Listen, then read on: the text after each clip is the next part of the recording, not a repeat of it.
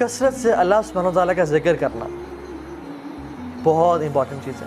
ایک صحابی آیا اور کہا یا رسول اللہ نجات کا راستہ بتائیں, نجات کس میں ہے؟ فرمایا لا یزال لسانک رطبا من ذکر اللہ, اپنی زبان کو اللہ کے ذکر سے تر رکھو, اس میں نجات ہے. اپنی عقبہ بن عامر اپنی زبان کو اللہ کے ذکر سے تر رکھو, اپنی زبان کو نا دیکھیں سبحان اللہ. فرمایا لازم الاستغفار, جو شخص استغفار کو لازم پکڑ لیتا ہے کیا ہوتا ہے؟ جعل اللہ من کل ضیق مخرجا, اللہ تعالیٰ ہر تنگی سے اس کو مخرج دیں گے, نکالیں گے, ہر مصیبت سے نکالیں گے. ومن کل حم فرجا ویرزقہ من حیث لا یحتسب, ہر مشکل سے نکالیں گے, ہر غم سے نجات دیں گے, اور اس کو وہاں سے رزق دیں گے, کیش دیں گے جہاں سے اس نے کبھی امیجن نہیں کیا ہوتا. فرمایا طوبی لمن وجد فی صحیفۃ استغفار کثیرا, glad tidings to the one who found استغفار in his book with abundance. خوشخبری ہو اس بندے کو کہ جو قیامت کے دن آیا اور اس نے اپنے اعمال نامے میں کثرت سے استغفار کو دیکھا. سبحان اللہ. امام احمد بن حنبل سفر کر رہے تھے, بڑا فیمس واقعہ ہے. سفر کر رہے تھے, رات لیٹ ہو گئی, مسجد میں اجازت ہے کہ میں رات یہاں رہ لوں, تو انہوں نے کہا نہیں آپ یہاں رات نہیں رہ سکتے. تو ایک نان بنانے والا گزر رہا تھا, تو انہوں نے کہا آپ کیوں بزرگ کو تنگ کریں, بزرگ آپ میرے پاس آئیں بابا جی, میرے گھر رہ لیں. تو انہوں نے کہا ٹھیک ہے. تو وہ جب گھر لے کے گیا تو وہ رات کو نان وہ تو آٹا گوندتا تھا, آٹا گوند رہا اور کہتا ہے استغفر اللہ استغفر اللہ. امام احمد بن حنبل رحمہ اللہ بیٹھے ہوئے ہیں, کہتے ہیں آپ کو اس ذکر نے کبھی زندگی میں فائدہ بھی پہنچایا ہے؟ تو انہوں نے کہا آپ کو میں کیا بتاؤں. تو وہ اپنے پوچھ لیا, پہلے میں غریب تھا, فقیر تھا, جب سے میں ذکر یہ کرنا شروع ہوا ہوں مال اتنا ہے کہ سنبھالا نہیں جاتا مجھ سے, اور ہر دعا میری اللہ رب العالمین نے قبول کی ہے, بس ایک دعا جو رہ گئی ہے. کہتے ہیں وہ کیا؟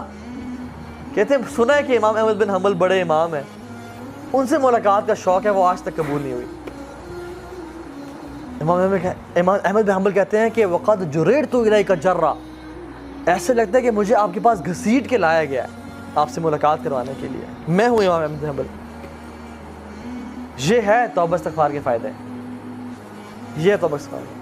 کثرت سے استغفار پڑھا کہ زندگی میں. اللہ کے نبی اپنی ایک محفل میں, ایک سیٹنگ میں 70 سے 100 مرتبہ استغفار پڑھا کرتے تھے, ایک سیٹنگ میں.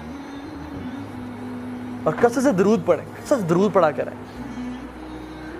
ایک صحابی ہاتھ اٹھائے اور دعا مانگنے شروع ہو گئے.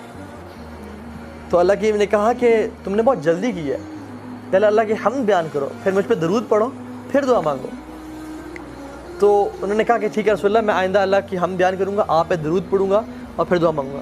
تو انہوں نے کہا فَإِن زِدْتَ فَهُوَ خَيْرٌ لَكَ, اگر مجھ پہ درود زیادہ پڑھو گے تو تمہارے لیے مزید بہتر ہے, میرے لیے نہیں, تمہارے لیے بہتر ہے. تو انہوں نے کہا ٹھیک ہے رسول اللہ کہ I'll recite 1/3 درود and 2/3 دعاز. انہوں نے کہا فَإِن زِدْتَ فَهُوَ خَيْرٌ لَكَ, اگر تم درود اور زیادہ کر لو گے تمہارے لیے بہتری ہے. تو انہوں نے کہا ٹھیک ہے رسول اللہ میں 2/3 درود پڑھا کروں گا آپ پہ, اور اس کا 1/3 دعا کیا کروں گا. فَإِن زِدْتَ فَهُوَ خَيْرٌ لَكَ, اگر تم اور زیادہ کر لو تو تمہارے لیے فائدہ ہے. انہوں نے رسول اللہ آج کے بعد آپ پہ میں درود ہی پڑھا کروں گا بس. انہوں نے کہا اگر تم یہ کرو گے تو اللہ تعالیٰ تمہاری تمام پریشانیوں ختم کر دے گا اور تمہیں ہر مشکل سے آزاد کر دے گا. جے اللہ کے نبی درود پڑھنا. جو شخص صبح اور شام اللہ کے نبی پہ 10 دفعہ درود بھیجتے ہیں, اللہ سبحانہ و تعالیٰ اس کے تمام فرشتے اس کو 70 مرتبہ درود بھیجتے ہیں, 70 ٹائمز. اس کے درجات بلند ہوتے ہیں, اس کے گناہ معاف ہوتے ہیں, اس کی نیکیاں لکھی جاتی ہیں. سو مچ ریوارڈ. اور ایک اور حدیث سے پتہ ہے کیا آتا ہے, سبحان اللہ, ہم چاہتے ہیں کہ اللہ کے نبی کے سامنے ہمارا نام لیا جائے. کون کون چاہتا ہے کہ اللہ کے نبی کے سامنے ہمارا نام لیا جائے؟ ہر بندہ چاہتا ہے. ایک حدیث میں آتا ہے کہ جو شخص مجھ پہ درود بھیجتا ہے نا, میرے میں روح ڈالی جاتی ہے اور مجھے اس کا درود پہنچایا جاتا ہے. اللہ کے جو فرشتے ہیں نا, نورانی مخلوق, وہ اللہ کے نبی تک اس بندے کا درود پہنچا. جسٹ امیجن سبحان اللہ کہ رسول اللہ صلی اللہ علیہ وسلم کے سامنے یہ کہا جائے کہ یا رسول اللہ آپ کا بندہ عبداللہ بن عبد الرحمن, اس نے آپ پہ درود پڑھا ہے. سبحان اللہ. تو اللہ کے نبی پہ تک درود پہنچایا جاتا ہے۔ شیخ صالح المغاسمی ہیں، وہ کہتے ہیں کہ ان کا آپریشن ہوا، ہارٹ سرجری ہوئی، اور ان کے نا ہارٹ بلاکیج تھے، بہت ساری آرٹریز بلاک تھیں اور سٹنٹس ڈلے ہوئے تھے، تو بہت ایشوز تھا ان کے اس میں۔ تو وہ کہتے ہیں کہ it was a lengthy operation, کہتے ہیں کہ میں بڑا پریشان تھا، ڈاکٹرز نے میرا آپریشن کیا، سکسیزفل ہو گیا الحمدللہ، ٹانگیں لگا دیے، میں اٹھا تو آئی واز ریلیکسڈ، لیکن کچھ دیر بعد ڈاکٹرز دوبارہ آنے شروع ہو گئے، اور جو ساتھ مشینس تھیں ان میں نا پی پی پی کچھ ہونے شروع ہو گیا، اور ایک ڈاکٹر آ رہا، دوسرا، تیسرا، چوتھا، یہ عرب کے بہت بڑے داعی ہیں، شیخ صالح المغاسمی ابھی بھی زندہ ہیں رحمہ اللہ۔ تو ڈاکٹرز آئے اور وہ کہتے ہیں کہ میں اب تو بہت پریشان ہو گیا کہ اب کیا ہو رہا ہے، تو انہوں نے ان کی شکل پہ نا پریشانی دیکھی، میں مزید پریشان ہو گیا، تو انہوں نے کہا کہ آپ کے جو بلاکیج تھے نا وہ سم تھنگ ہیپن کہ بہت زیادہ نا بلاک ہو گیا، and we have to reoperate you again, تو ہمیں دوبارہ کھول کے سرجری کرنی پڑے گی۔ کہتے ہیں کہ پہلی سرجری میں تو I was a but relax, لیکن اس دفعہ میں بہت پریشان ہو گیا۔ تو وہ لوگ جب گئے اپنے ایکوپمنٹس لینے کے لیے اور اپنے چیزیں لینے کے لیے، تو کہتے ہیں آئی واز ریئلی ورڈ، کہتے ہیں کہ میرے ساتھ ایک نا آئی تھنک لیبنانی نرس کھڑی ہوئی تھی، وہ مجھے کہتی ہے کہ یا صالح صلی علی محمد، اے صالح اللہ کے نبی پہ درود پڑھو، اور کہتے ہیں کہ میں اللہ کے نبی پہ درود پڑھنا شروع ہو گیا اس یقین کے ساتھ کہ اللہ کے نبی نے فرمایا کہ اگر تم مجھ پہ درود پڑھو گے تمہاری ساری پریشانیاں ختم ہو جائیں گی اور تمہاری ساری مشکلات کا حل نکل آئے گا۔